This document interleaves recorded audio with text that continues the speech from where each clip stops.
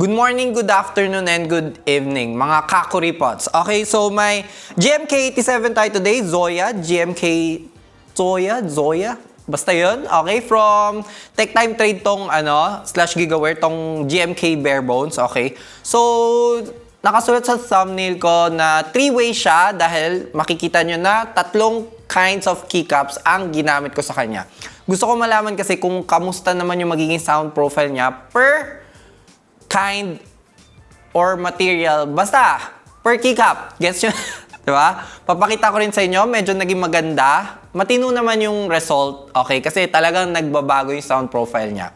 Okay? Pero bago yon, bago tayo pupunta sa mga sound test, alamin muna natin kung kamusta yung experience ko dito sa GMK87. Okay, so tri-mode TKL plastic material ang GMK87. Okay? So, may knob at saka may screen rin siya. Kitang-kita rin naman yan. Medyo, alam mo yung same siya sa LT84. Okay? So, ganun siya. So, ang pinaka-feature nito, feel ko lang naman, sariling opinion ko lang to, is yung pagiging VIA or VIA compatible niya. Okay? So, dun mo na i-customize bawat keys. Okay, so andyan yan, nagawa ko yan, pero hindi na tayo maglo-loiter dyan. Okay, hindi na tayo tatagal dyan. Okay? Tapos may sariling software rin siya. Okay, tong GMK87, parang ang tawag sa kanya is generic lang, Image Customization Tool. Okay? So, medyo generic lang yung software. Doon mo mai-edit, doon ka makakalagay ng GIF dito sa screen ng keyboard mo. Okay, dito. Okay. So, nandyan na yan. Simple lang. As in, literal yun lang ang mapapalitan mo. Pero, pagka-on nyo nung software, dun na rin magsisync yung date and time nito. Okay? So, kung wala nun, hindi. Sa akin, sa experience ko, hindi siya nag-sync. By the way rin pala, hindi ko usual na sinasabi to, pero may Windows and Mac mode rin siya. Okay? Bakit ko sinasabi to? Kasi may experience ako dun sa Windows Mac na yun, mode na yun. So, unang na-receive ko tong GMK87, may bug yung firmware niya. Hindi gumagana ng tama yung F1 to F4. Okay? Hindi kasi di ba naka-Windows ako. Pag pinindot ko yung F1, nagbabago yung brightness ba ng screen. Okay? So, nung nag-research ako, nalaman ko na naka-Mac mode daw pala siya. Pero sa totoo lang, yung slider na sa Windows mode So, bug nga kasi. Okay, so ang ginawa ko is binalik ko sa Mac, tapos binalik ko sa Windows, yung slider. Tsaka lang siya umayos. Pero from time to time, maya't maya, bumabalik yung bug niya. Minsan, biglaan, minsan, pag on-off ko ng mismong PC, pag nag-on-off siya, bumabalik siya dun. So parang default niya yun. So, nung nag-research pa ako ulit, syempre nag-research tayo ng solution. Nakakita ako ng, sa isang YouTuber rin, shinare niya yung parang update ng firmware. Okay? So, if ever meron kayo nito, tapos may ganung sumpong kayo, try ko, ililink ko dyan sa description yung firmware nito. Umayos na siya nung in-update ko yung firmware nito.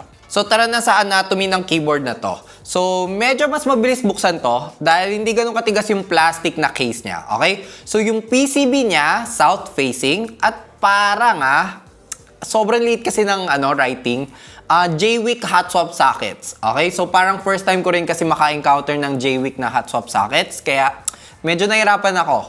Okay? Wala kasi akong magnifying glass. Kaya, hindi ko siya mabasa talaga. May dalawang case foam rin siya. Isang parang sponge or regular foam. Okay? Hindi ko alam kung anong tawag. Basta parang sponge. At molded na silicone filler. Okay? Hindi ko kasi matawag na silicone foam kasi hindi nga foam dahil silicone nga. Okay? At saka may 3,000 mAh rin na battery sa ilalim. So next, Poron gasket mounted pala yung plate niya. Okay? So maganda naman yung pagkakamount. Talagang nai-utilize yung Poron foam. PC plate na may flex cut to be exact. Okay? Tapos may Poron plate foam, IXPE switch pad, at PET film. PET, parang ganun yung plastic lang na pinakamanipis. Ewan ko recently, nauso kasi yan. Okay, hindi ko alam tawag. Parang PET film ata ang tawag dyan. Wala masyadong flex pag nadikit mo na yung mga switches. Okay? So, pag nagta-type, kahit maganda yung pagkakamount niya, halos wala rin talagang flex. Pero syempre, pag talagang nilagyan mo na enough force, dahan-dahan mag-flex din siya. Dahil nga sa Poron foam, di ba? Pero pag normal typing lang, wala namang flex. So enough na tayo sa board. Okay, punta naman na tayo sa build na ginawa ko dito. So ang switches na ginamit ko ay yung Vertex 1 or V1 switches. Okay, alam ko yung V stands for Vertex 1. Okay, so collab nila ng Jwick yan. Ewan ko, nakita ko lang sa YouTube na parang top na switches niya ng isang YouTuber. Okay, so may top 5 siya. Nakita ko, ito yung nabibili. Okay, so nabili ko siya sa Lazada. Okay, links will be at the description down below na lang. Okay, so for me, medyo maganda naman siya. So around 50 gram force ang operating, pero 35 gram force ata ang initial force para magsimula siya mapindot. For me, okay naman. Hindi ko siya na-feel na iba. So, same na siya dun sa previous ko, yung mga Piano Pro. Diba? Yung latest na ako, yung Piano V3 ba? V3 na ba? Nakalimutan ko na, pasensya na. Okay? So, nylon housing and palm stem siya. Okay? So, 5 pins rin siya. Tapos, mapapansin nyo rin na pag salpak ko ng mga switches, halos little to no lighting na siya. Okay? So, expect na halos wala na rin talagang lighting pag nalagay ko na yung mga keycaps. Tapos dito na pumapasok yung sinasabi kong 3 ways. Tulad na sinabi ko kanina sa keycaps nga tayo, nagbago-bago. Okay, so from budget to very premium tayo. Very premium kasi talaga for me, very premium na ang price niya. Hindi lang premium, may premium pa tayo sa gitna. Okay, budget premium, very premium. Okay, so for the budget keycaps natin, as nasa around 950 pesos to from Gigaware/TechTimeTrade. Ang kanilang MDA Gradient MDA profile keycaps. Okay? So, PBT nakasulat sa listing nila, pero feel ko parang ABS siya. Okay? So, ito yung gray color. So, may isa pa sila, isang color, more on para sa mga females naman. More on, hindi ko sinasabi para talaga sa kanila lang. Pag lalaki ka, trip mo ang pink, walang nagja-judge, go lang. Okay? So, ito naman is side printed. Okay? So, side printed naman tong pink. Weird lang, di ba? Tapos, hindi rin MDA profile. Parang OEM profile. Okay? So, ibang-iba. Okay? So, ngayon, parinig ko na sa inyo yung typing sounds nitong MDA profile.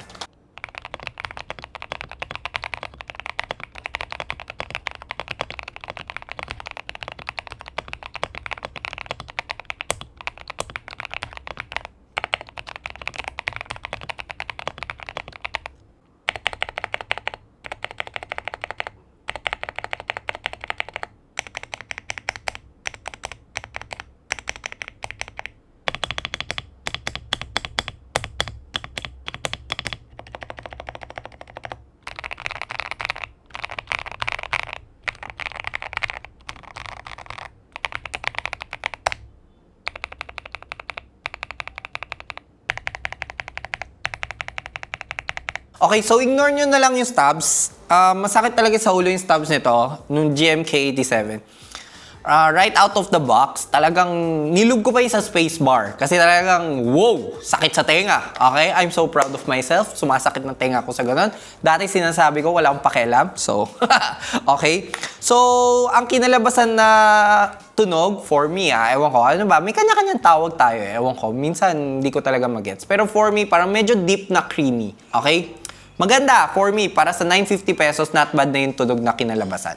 So, ang second keycaps naman na ginawa ko ay yung sa premium, ay itong pinadala ng Keytalk. Okay? So, last time may Keytalk na ako. Okay, ito yung second na keycaps na pinadala nila. Ang Keytalk KOL Profile Zero Division keycaps. Okay? Yung Zero Division, yun yung parang design ng keycaps niya. KOL Profile, nakita nyo, hirap na hirap akong banggitin. Kasi hindi ako sanay, okay? So, parang first time ko lang makarinig niyan. Tinignan ko sa website nila, parang mas matangkad ata siya sa Cherry or sa OEM ba yun? Tapos halos same ng shape, wala lang siya nung parang lubog, okay? Sa OEM kasi parang meron nung lubog, diba? Ito parang mas straight siya. Mas straight lang siya. Tapos, double shot siya, pero iba rin ang pagka-double shot niya, okay? So, parang, ang double shot niya is parang, ito yung plastic, may isang buong plastic na siyang keycaps, tapos parang may L pa siyang design. So, ayun. So, parang ganyan. Yan. Basta parang pinatungan niya. Okay? So, yung double shot sa kanya ay yung mismong keycaps lang. Yung mga legends, mukhang hindi double shot, mukhang in-etch lang dyan. Hindi ko sure kung laser etch. pero hindi siya plastic. Okay? So, yun, para alam nyo lang. 'Di ba? Na-explain ko naman na maayos, 'di ba? Okay. So, yan. Yun na yung parang premium natin. Price at around $59 ata USD. Okay? So, nasa around, pag converted, 3,300 pesos. Tinimes ko ng 57. Mga ganon.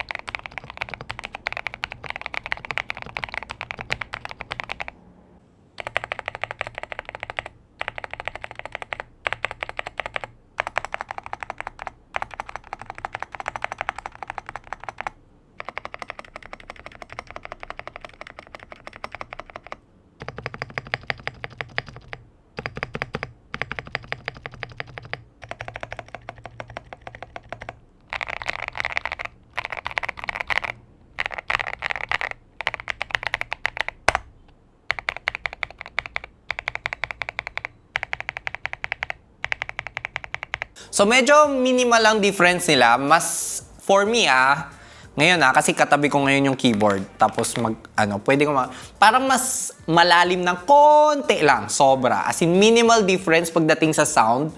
Pero meron pa rin difference, okay? Ang siguro nilamang netong Keytalk is talaga yung build quality niya. Makita mo parang talagang solid na solid, talagang PBT siya, okay?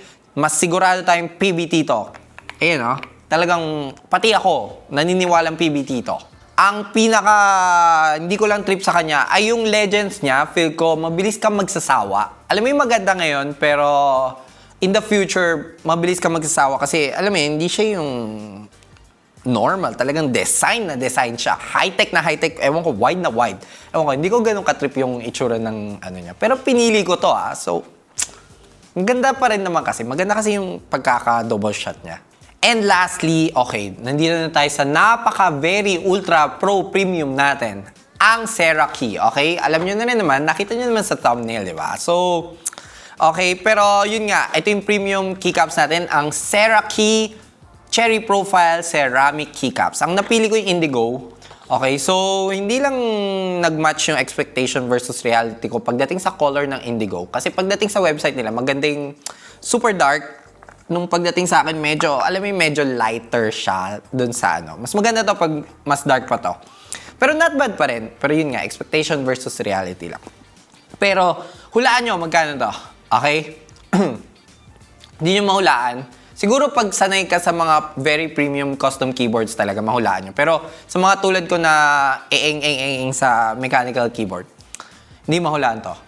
Kasi nasa 135 USD siya. Okay? 135 USD converted to Philippine peso. Tumalsik pa yung laway ko. Nasa 7,700 pesos. Diba? Pero kasi ceramic nga siya. Okay? So, bihira pa ang ganyan. Mahirap siguro ang process nito. At saka pagbukas ko pa lang nung box, paglabas ko sa kanya, oh my God, ang bigat niya. Okay? Kahit isa lang, maramdaman mo talaga yung quality niya, yung kapal niya. Okay? So, maganda naman siya. Pero yun nga, pag nalaglag, baka mabasag. Baka. Pero ganun yung feeling kasi. Kaya iniingatan ko talaga yung keyboard. Okay? So, ayun lang. Pero, may konting imperfection siya. Okay? So, para sa akin, like yung end, pag titingnan, parang mas maliit yung mismong keycaps. Okay? Tapos, isa pa yung apostrophe. Tabingi yung mismong keycaps. As in, parang, tabingi. Alam mo, parang sa ngipin, kailangan nila ng brace. Ganyan. Okay? Pero not bad naman siya. Bawing-bawi sa sound. Pakinggan nyo.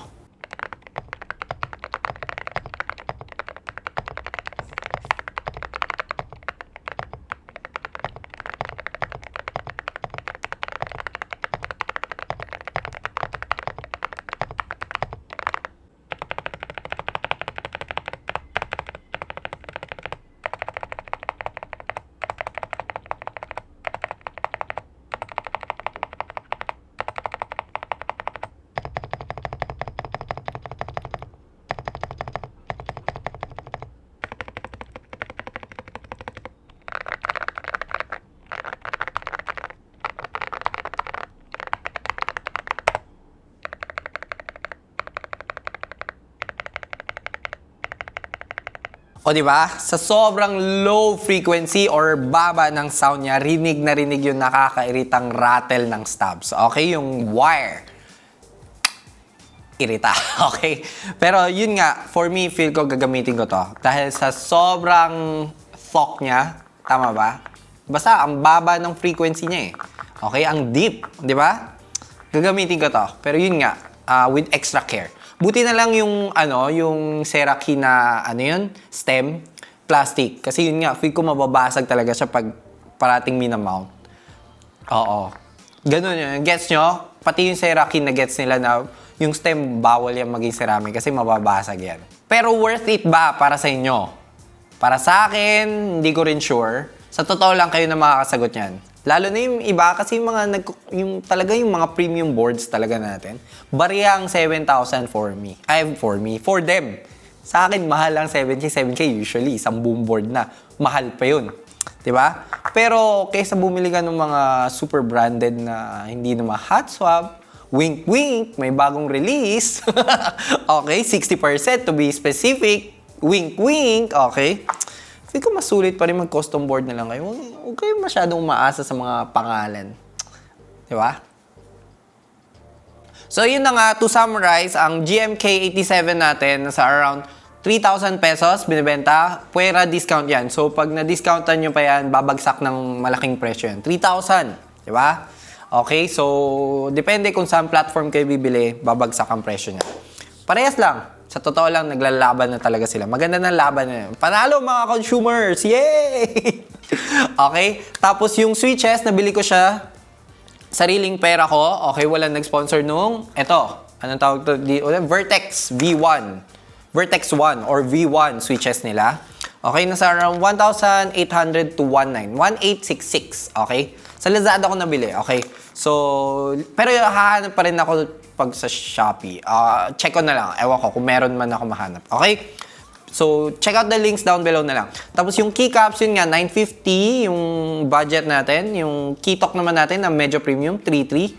Tapos yung Ceraki natin, nasa around 7.7. So, depende na yung magiging total ng keyboard nyo. Pero, yung mga bibili naman ng Ceraki, hindi naman bibili ng GMK87, feel ko. Feel ko, mga aluminum boards na yan, yung mga talagang mahal. Okay, yung mga pero yun nga, wala. Nandito. Siyempre, sinama ko na sa content. Okay? So, thank you again to TechTime Trade /Gigaware, to Keytalk, okay, and to Ceraki for sending this. Okay? Kaya ako ito nabuo. Okay? And thank you to me rin dahil hindi yan mabubuo pag walang switches. Okay? So, links will be at the description down below na lang. Kung naghahanap kayo ng mousepad, extended mousepad, customized mousepad, punta lang kayo sa Level 1 PH. Both sa Lazada and sa Shopee meron kami. Munti ko kasi makalimutan banggitin. Okay? Nasa dulo na nga ng video. Okay? So, like this video naman kung nakatulong ako sa pag-shopping nyo. And consider subscribing na lang to support the channel. So, sige na. Let's do this again next time. Bye-bye!